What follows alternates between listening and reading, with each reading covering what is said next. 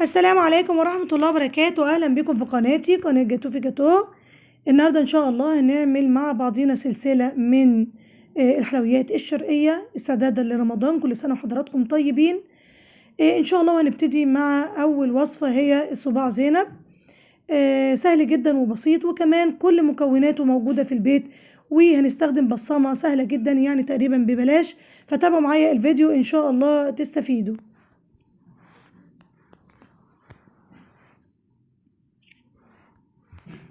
اول حاجه كده هنبتدي بالعسل. العسل دوت بيكون تقيل. في كوبايه من الميه وكوبايتين من السكر، والكوبايه دي المعياريه اللي هي مقاس 250 ملي، واحطهم على النار لغايه ما مجرد ما يغلي معايا هنزل بربع معلقه صغيره من الملح ليمون، وهسيبه كده يغلي معايا تقريبا من 3 ل 4 دقايق لغاية ما يتقل معايا، وهركنه على جنب لغاية ما يبرد. في بولة كده على جنب انا هنزل بيه كوبايتين من الدقيق لجميع الاغراض،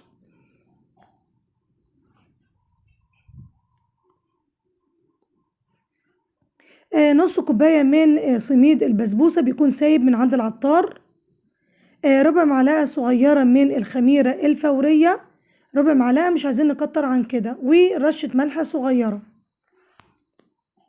وهقلب كل المكونات دي كلها كده مع بعضيها.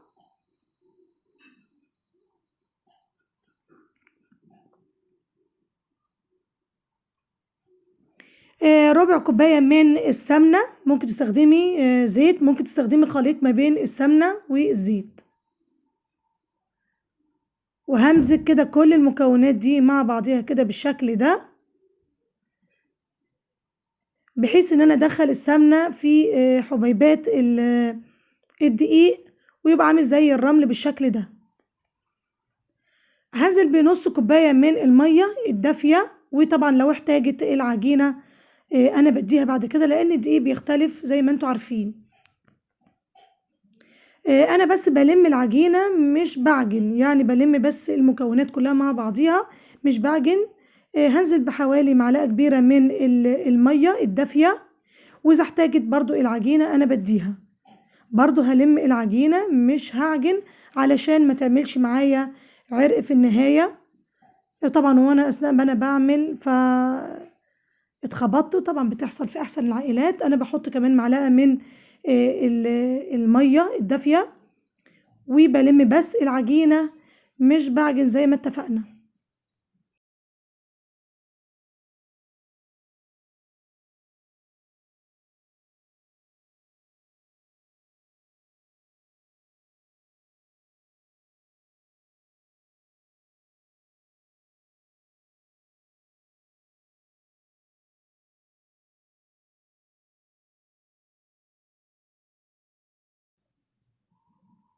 ده كده القوام بتاعها، مش عايزاها طرية، انا عايزاها كده متماسكة بالشكل ده.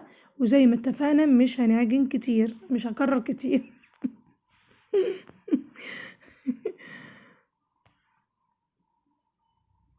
هغطيها كده في بالاسترتش، ومش هنستخدم بقى بصمات ولا المصفى. طبعا عندك المصفى استسهلي واعملي بيها، مفيش ادنى مشكله. انا هستخدم كرتونه عاديه جدا جدا وهفصصها بالشكل ده، وانا عايزه بس التضليعه اللي هي فيها دي عشان ابصم عليها.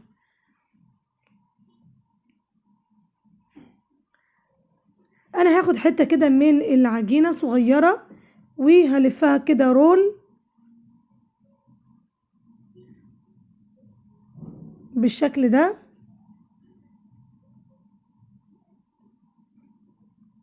واغطي بس العجينه علشان ما تنشفش مني، لان هي كده كده اصلا يابسه، فمش عايزاها تنشف معايا. وهلف العجينه اللي انا خدتها رول بالشكل ده. انا هقطع بالسكينه كده يعني حوالي مثلا زي الصباع.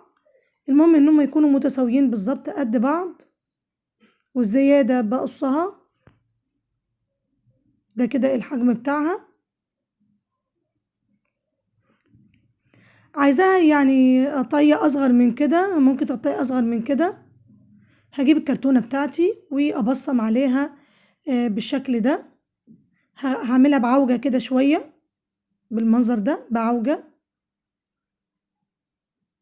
وهضغط عليها كده وصوابع تكون معلمة من جوه بحيث ان هي تكون مفرغة من جوه بالشكل ده، صوابع كده تكون معلمة من جوه، وده الشكل بتاعها. هنعمل كذا واحدة مع بعضينا.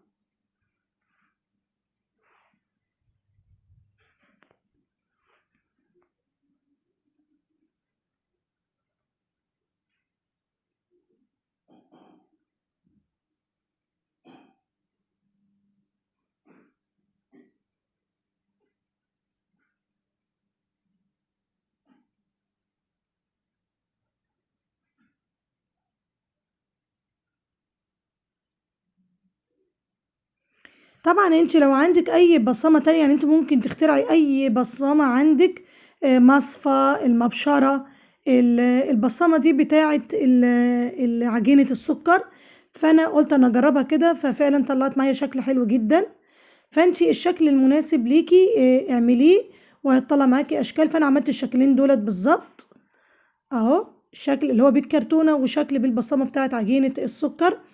هاخده بقى على الزيت. الزيت بيكون سخن وانا حطيت له حته كده صغيره عشان اختبر بيه، وبعدين حطيته. طبعا ما يكونش سخن قوي قوي يعني علشان ما يحمرش معايا بمجرد نزوله، ويكون ني من الوسط. فهيكون سخن، وبعد كده انا اوطي للوسط او يكون يعني تحت الوسط بشويه، ومش هقلب غير لما يرتفع كده على السطح ويديني اللون الذهبي بالشكل ده. والعسل هيكون معايا بارد، هنزل بيه بالشكل ده اهو.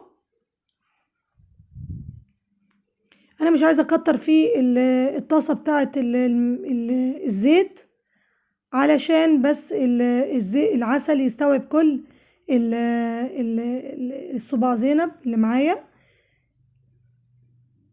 بالشكل ده. العسل دوت قضى وكمان فاض منه شويه، فالكميه دي مناسبه جدا للمقادير اللي انا قلتها لك. ما بنزلش بالكميه التانية غير لما بالاولى بتتشرب تماما. الوصفه سهله جدا وبسيطه، مقرمشه من بره ومفرغه من جوه وطريه وشاربه العسل كله. سهله جدا وبسيطه. اذا عجبكم بقى الفيديو ما تنسونيش في اللايك، والسلام عليكم ورحمه الله وبركاته.